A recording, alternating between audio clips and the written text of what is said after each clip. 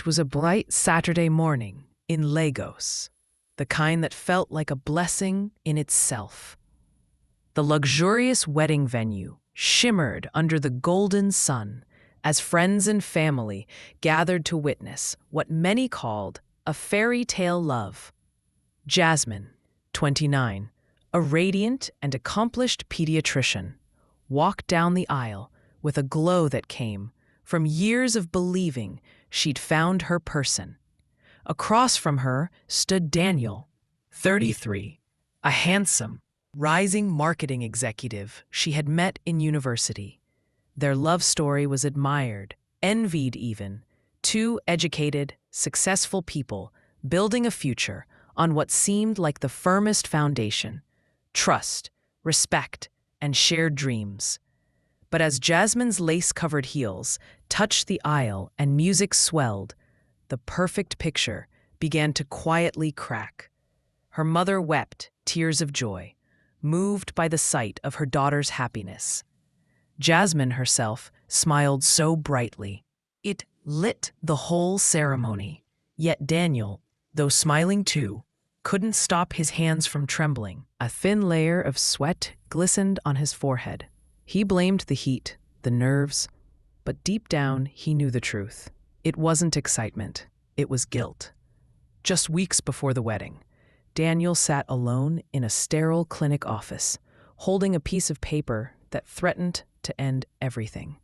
His real genotype was SS, a devastating truth, especially since Jasmine was AS. She had made it clear from the beginning. She could never marry someone who might pass on sickle cell disease to her children. For Jasmine, it wasn't just a personal choice.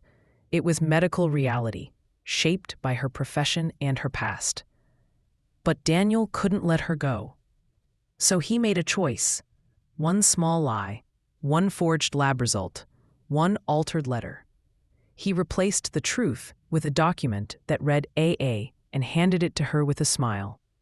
Now, standing at the altar, he heard the priest's voice echo through the decorated hall, asking if he would take Jasmine as his wife. "I do," he answered, the words barely leaving his throat. As applause erupted and lips met in a kiss, Daniel kept smiling, convincing himself that love was enough, that what she didn't know wouldn't hurt her, that maybe, just maybe, fate would be kind. But deep in his chest, he knew. Secrets like these don't stay buried forever. And the day she finds out could be the day everything they built comes crashing down. Jasmine had spent her entire life walking the fine line between resilience and vulnerability. But because of a tragedy that had defined her childhood, the death of her younger brother, Kelechi was just 6 when he died from complications of sickle cell anemia. Jasmine had been 9, old enough to remember his screams in the night, the way his eyes pleaded for relief, and how helpless everyone felt despite all the love in the world. It shattered their small family. Dr. Angela never spoke of the boy's father again. The man who had hidden his genotype and walked away once the burden became too heavy. From that moment on, Jasmine vowed 2 things. She would become a doctor to help children like Kelechi, and she would never allow herself to marry a man who could give that kind of pain to her own children. It wasn't about romance or chemistry. It was about survival, about protecting a future family from the same heartbreak. By 29, Jasmine had done everything she set out to do. She was a thriving pediatrician at one of Lagos' top private hospitals, known for her fierce dedication and soft heart. That's where she met Daniel, a charming, articulate marketing executive whose confidence never quite hid the hunger in his eyes. He was ambitious, but not arrogant, funny, but not superficial. For Jasmine, it was refreshing. He listened when she spoke about long shifts and her dreams for a quiet, meaningful life.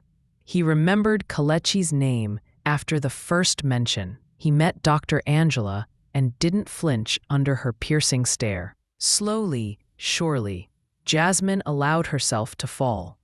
But Daniel carried shadows of his own, shadows he never fully revealed.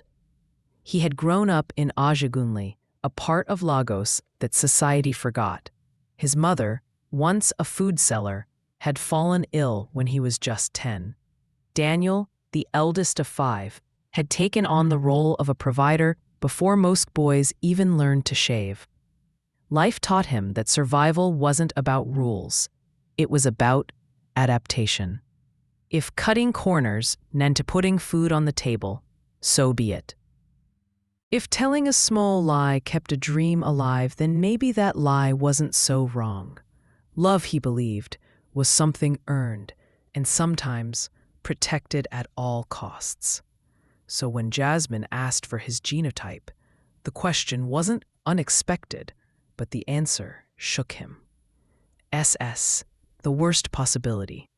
He remembered the way her face tightened when she spoke of Kelechi, the way her voice quivered just slightly when talking about her future children. He knew she would never say yes to a future with him if he told her the truth. He spoke to his best friend Tunde, who begged him not to do it, not to forge the result, not to start a marriage on a lie. But Daniel was already drowning in fear. Losing Jasmine felt like losing everything good he had ever touched. So he altered the document. A forged lab result that read AA. One lie, he told himself. Just one. They'd be happy. No one would get hurt. The wedding was beautiful. A lavish celebration paid in part by Dr. Angela, who gifted them a spacious home in a gated community as a wedding present. Jasmine was radiant, full of dreams about starting a family, planting a garden, hosting weekend dinners. She beamed every time she mentioned babies. Daniel nodded and smiled, but his nights grew restless. Guilt began to stalk him in the quiet. Every time Jasmine mentioned Kelechi, he felt the weight in his chest grow heavier. Every prenatal ad on TV sent a chill down his spine. And Amara, Jasmine's cousin and closest confidant, seemed to be watching him more closely. She was warm, yes, but too observant, too aware of silences and glances that didn't match the moment. Still, Jasmine floated on hope. She was planning nursery colors before the honeymoon had even ended. Dr. Angela visited often, eyes still sharp, hugs still tight. She praised Daniel, but something in her gaze hinted that she too was watching, always watching. Daniel buried his anxiety under fake smiles and long hours at work, telling himself the truth would stay hidden. He had Jasmine now. She loved him. What she didn't know couldn't hurt her, unless one day it did. And that day, he feared, was coming faster than he could prepare for. 6 months into their marriage, life had fallen into a steady, joyful rhythm. The new home, a gift from Jasmine's mother, was filled with the sounds of laughter, soft jazz on weekend mornings, and quiet dinners shared after long workdays. Jasmine had never felt so hopeful. She had a husband she loved, a career she was proud of, and now a baby on the way. She had found out just 3 weeks earlier. The test was positive. Her hands had trembled as she held the result, overwhelmed by the joy and weight of what it meant. Daniel had smiled, pulled her into a tight embrace, and whispered that he couldn't wait to be a father. They had spent that night dreaming about baby names and arguing playfully over whose nose the child would inherit. As a pediatrician, with Daniel and Miles maybe naming intentions. But they had spent that night dreaming about baby names and arguing playfully over whose nose the child would inherit. Jasmine took prenatal care seriously. Every detail mattered, so when she visited her hospital's maternity unit for her first trimester screening, she handed over her file with the usual calm and confidence. Blood work, ultrasound, and genotype check, standard procedure. But 3 days later, she was called back in. The attending physician, an old colleague, looked unusually solemn. There was a concern about genotype compatibility, based on her AS status and Daniel's supposed AA. There should have been no issue. But something in the recent analysis flagged Daniel's sample as SS. The word echoed in her mind like thunder.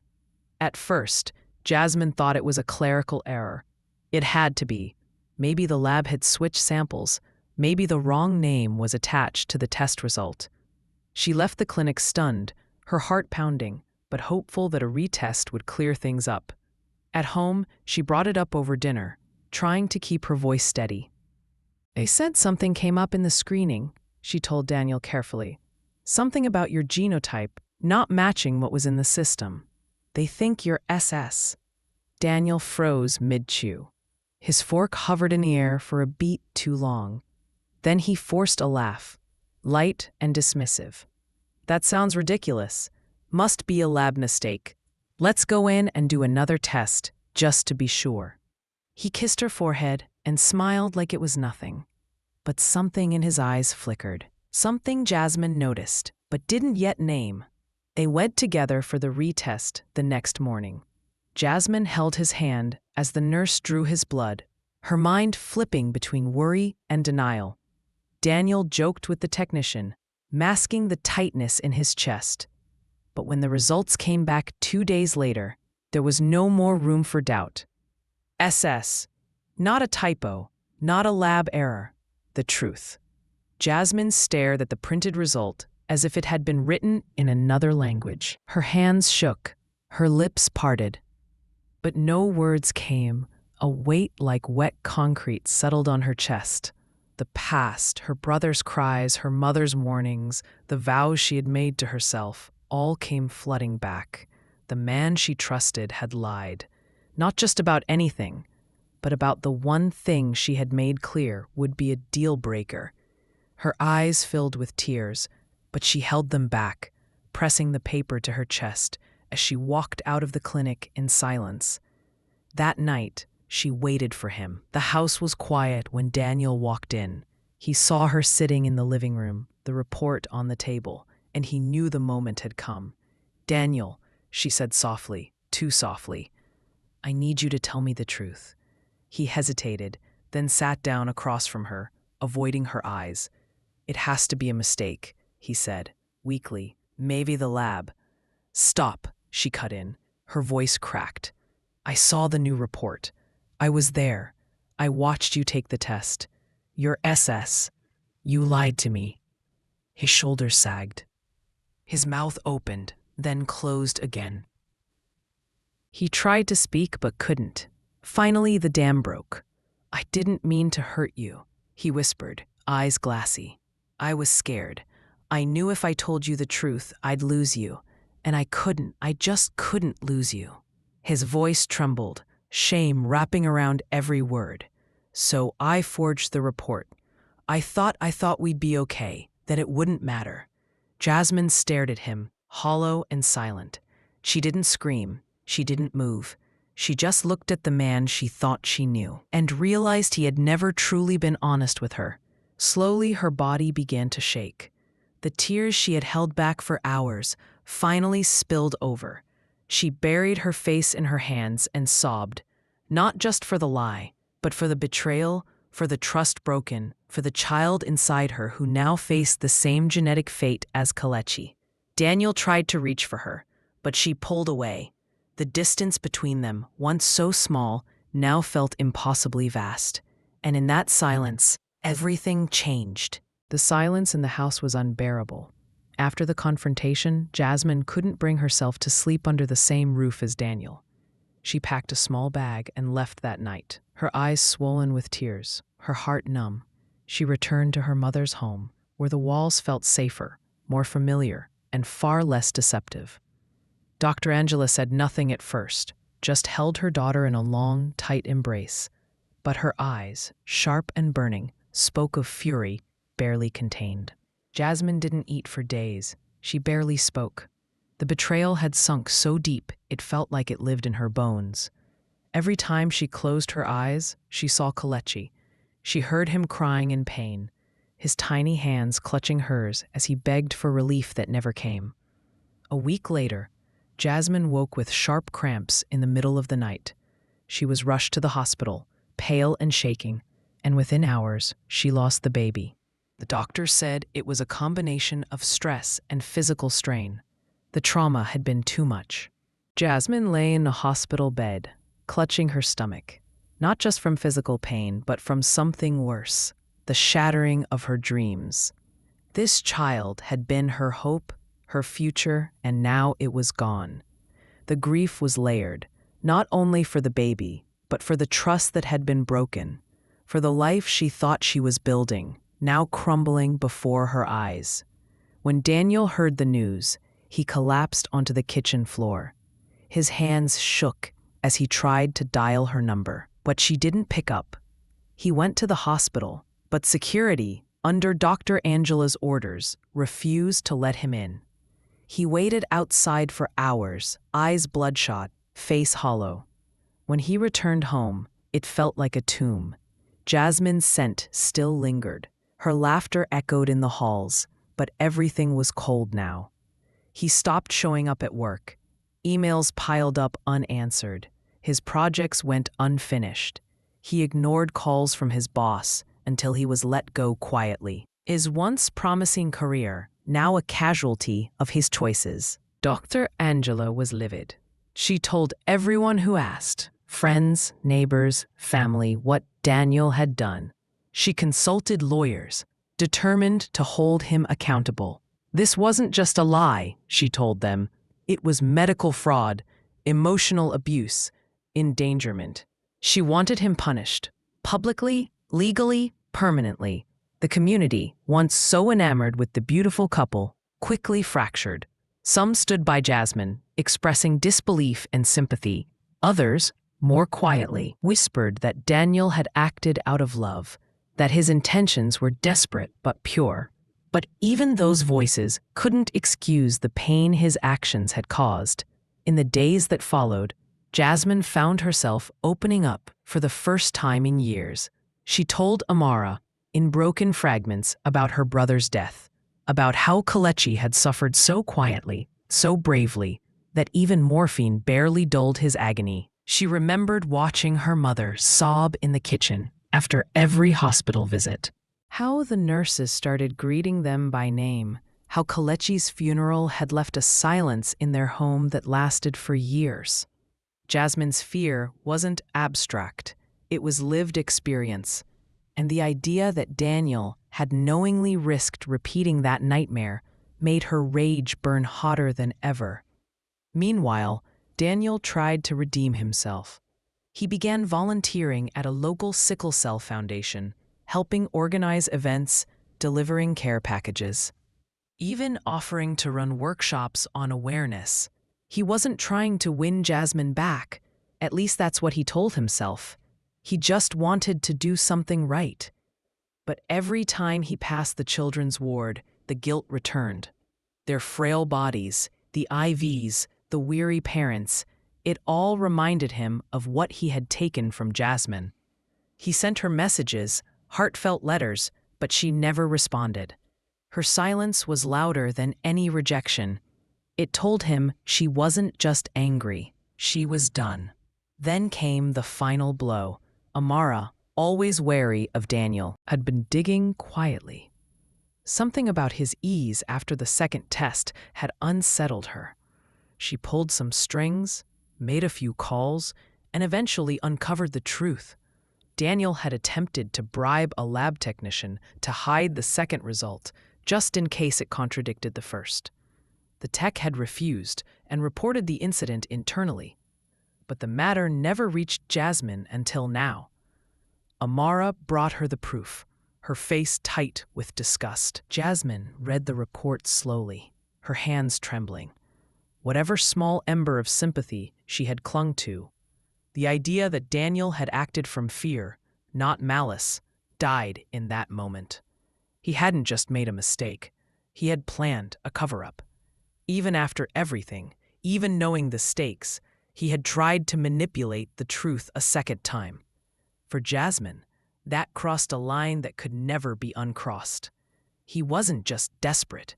He was dangerous. He had gambled with her life, her child's life, and her sanity. And next morning, she filed for annulment. There was no dramatic confrontation, no last phone call, no dramatic goodbye. The papers were served quietly. Daniel sat on the edge of his bed for hours after receiving them, staring at the neatly stapled packet. His hands shook.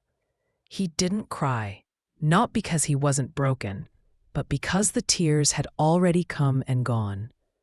He was hollow now, empty. Jasmine had been his light, his hope, his reason. And now he had lost her. Not because fate had been cruel, but because he had been. And as Jasmine stood by the window in her mother's house, staring out into the fading evening light, she pressed her hand to her stomach and whispered goodbye, not just to the child she had lost, but to the love she thought would last a lifetime. The courtroom was packed, the air thick with tension, as Jasmine stood before the judge, her expression composed, but eyes heavy with pain. The lawsuit was straightforward. She was seeking an annulment based on fraudulent marriage, medical misrepresentation that had directly endangered her health and violated her trust. Her legal team laid out the facts with clarity. Daniel had known he was SS. He had altered his medical records. He had deliberately misled Jasmine, a pediatrician and known AS carrier, into a marriage that risked the life of any future child. The miscarriage, while not medically tied to the genotype, had been triggered by the emotional trauma of discovering his lie. Jasmine sat silently, her hands folded in her lap, her heart pounding in her chest with every word spoken on her behalf. Then Daniel was called to the stand.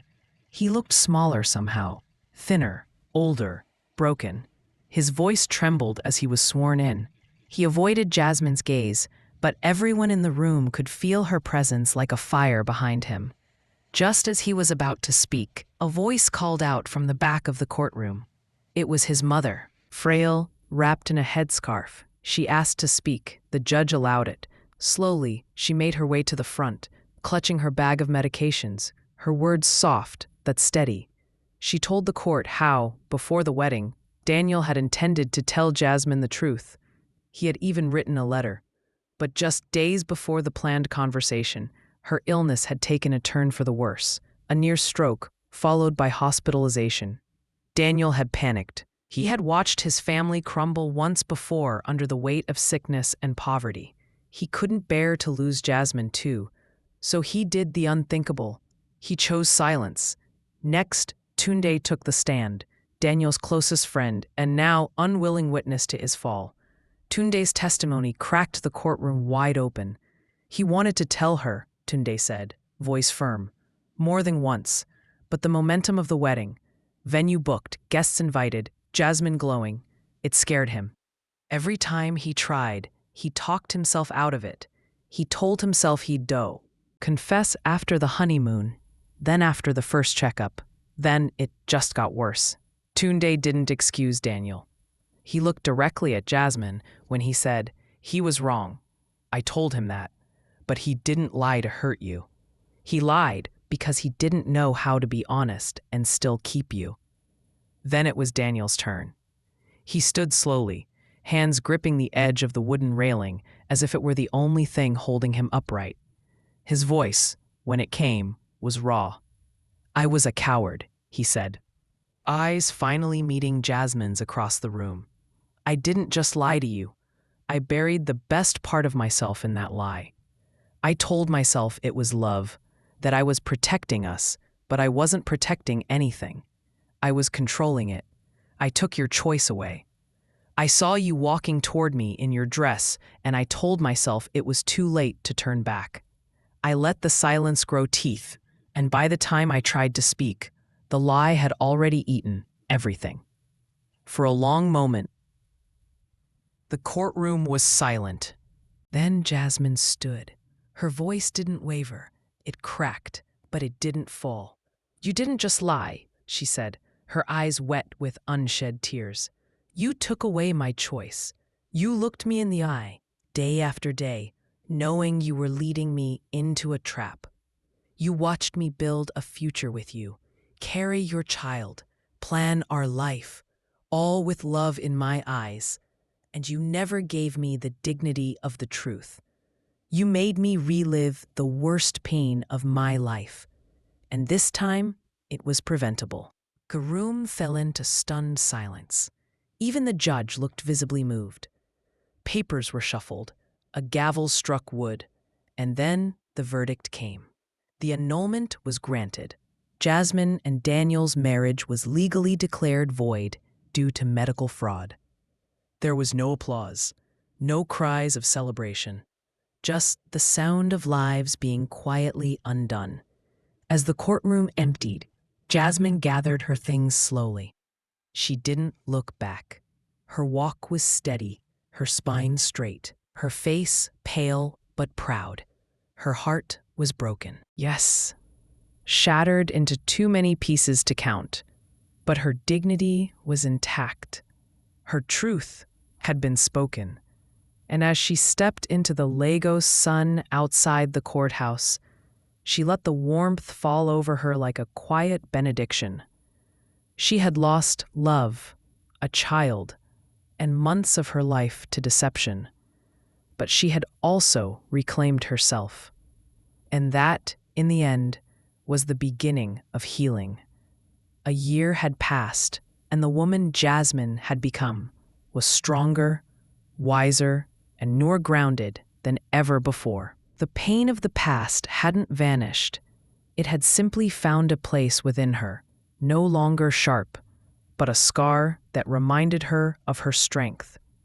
In the months following the annulment, Jasmine had turned her grief into purpose. She founded a nonprofit focused on sickle cell education, awareness, and free genotype screening across underserved communities in Nigeria. What began as a passion project with a small team had grown into a national initiative, reaching schools, churches, and rural clinics. She poured herself into the work, determined that no one else would suffer the way she, her brother, or countless others had. Jasmine now spent her days traveling between hospitals and health conferences, speaking with clarity and conviction about autonomy, health literacy, and the role of consent, not just in medicine, but in love. Her voice was no longer just a doctor's, it was a survivor's. She told her story not for pity, but for power. Young women listened. Families took notes. Couples came forward to be tested together. Slowly, change was happening, and she was at the heart of it. Through the healing work, Jasmine found herself again. Not the version shaped by pain or betrayal, but the girl her mother had raised, whole, purposeful, and unapologetically honest. Daniel, meanwhile, had faded quietly into the background of the world they once shared. After the court case, after the scandal had swept through their social circles and left him exposed, he disappeared for a while. But he didn't run. He stayed in Lagos, renting a modest apartment near the foundation where he now worked full-time. It wasn't glamorous, and it didn't pay much, but it gave him something he never truly had before: meaning. Day after day, he met with families affected by sickle cell disease, helped organize educational events, and personally counseled young men on the importance of truth. He didn't talk about Jasmine. He didn't try to date. His life had narrowed, but within that simplicity, he found a kind of quiet redemption. Then, one afternoon, under the soft, humid sky of a community blood donation drive, their paths crossed again. Jasmine had come to speak to volunteers about the importance of genetic screening in blood transfusions. Daniel was helping register donors. Neither of them expected the encounter, but when their eyes met across the tent, time paused for a breath. He walked toward her slowly, as if afraid any sudden movement might shatter the fragile calm between them. He didn't try to explain. He didn't plead. He simply said, "I'm sorry. I truly am." His voice was steady, but his eyes carried the weight of everything left unsaid. Jasmine didn't respond right away. She looked at him, really looked, at the man who had once broken her, who had once held her heart in his hands and crushed it out of fear. And then she smiled, not with bitterness, not with pain, just a soft, closed-lip smile that said everything she no longer needed to say. It was the kind of smile that drew a boundary, firm but kind. Without a word, she turned and walked away, the hem of her white blouse fluttering in the wind, her head held high. There was no reconciliation, no dramatic reunion, just closure, quiet, clean, final. And as Jasmine stepped into the crowd, her heart felt light. She had rebuilt her life, brick by brick, truth by truth. And now, the future stretched out before her. Uncertain, yes, but entirely hers. I once believed love was about sacrifice, that to truly love someone, you had to be willing to bend, to bleed, to give until there was nothing left. But I've learned something much harder and far more valuable. Love without honesty isn't love at all. It's control dressed in affection, a performance, a cage with silk ribbons. I don't hate Daniel. I've let go of the anger. I pity the boy who didn't believe he was worthy without hiding behind a lie. And more than that, I forgive the girl I used to be, the girl who almost gave up her voice, her values, her truth, just to wear a wedding ring and be called someone's wife. As I stand outside the hospital now, I see children laughing in the courtyard, their voices carried by the wind.